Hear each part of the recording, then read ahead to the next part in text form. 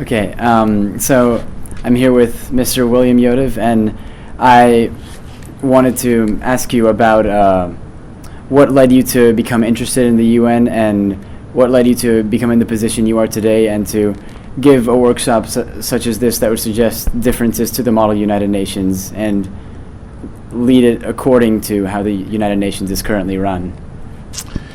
My path to the United Nations was actually a bit accidental, in the sense that I did not aspire growing up or either in my career to seek a position at the United Nations.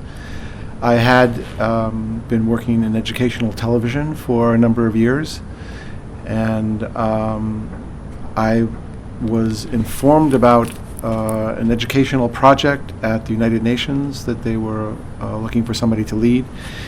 And since education is my field, I applied for it and was hired to lead this project called the Global Teaching and Learning Project.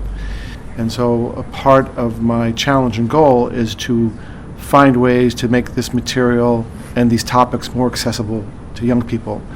Why? Because young people today are the largest generation of youth that we've ever seen in the history of mankind. Engaging them in the work of the UN is critical for the success of the UN. And so helping them understand what the UN is doing is a critical part of the work that I'm engaged in. Having said that, working at the UN has been an incredible experience for me, something that I never really expected. And I feel very lucky to be working in an environment with people from all around the world who are really trying to make this world a better place to live. Model UN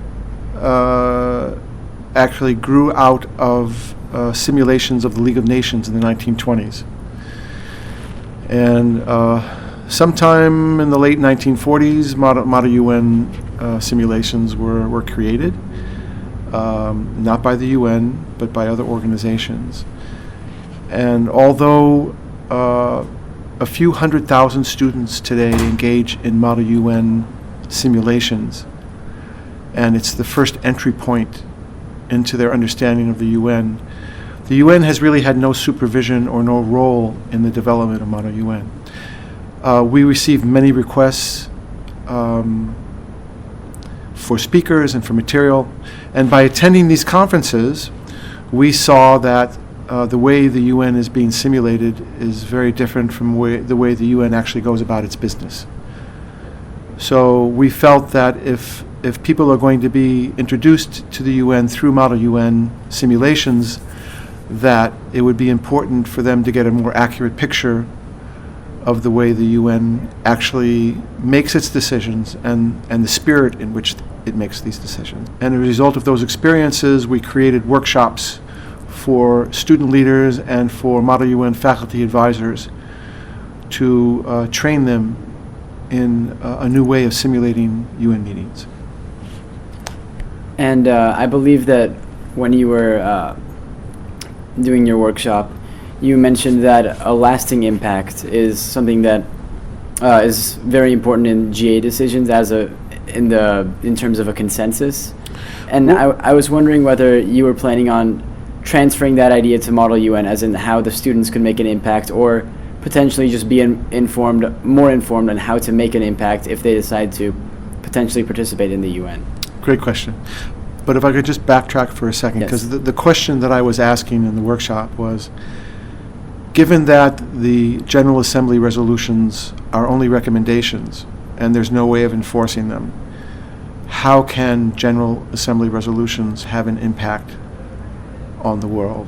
That was the question I was asking. And the answer to that was, through a consensus building model, which is a more inclusive decision-making process where the opinions of all member states are taken into consideration, so that resolutions are no longer adopted, or at least the majority of them are no longer adopted without the agreement of all member states, that this then helps increase the likelihood that these resolutions will be implemented by the widest and largest number of member states that are possible. So in terms of your question about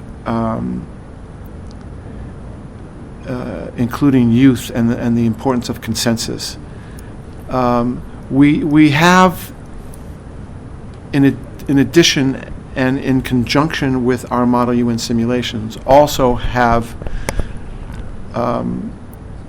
at times incorporated another element where we've had we've given young people an opportunity to voice their own opinions on the issues that they're debating. So there are two things that are happening. One is, in Model UN simulations, we're asking young people to role play and take on the positions of other countries that they are not necessarily familiar with, to learn about their points of view on the issue and to represent those points of view as best as possible. So in order to do that, they have to separate what they believe on an issue from what the country they're representing may believe on the issue.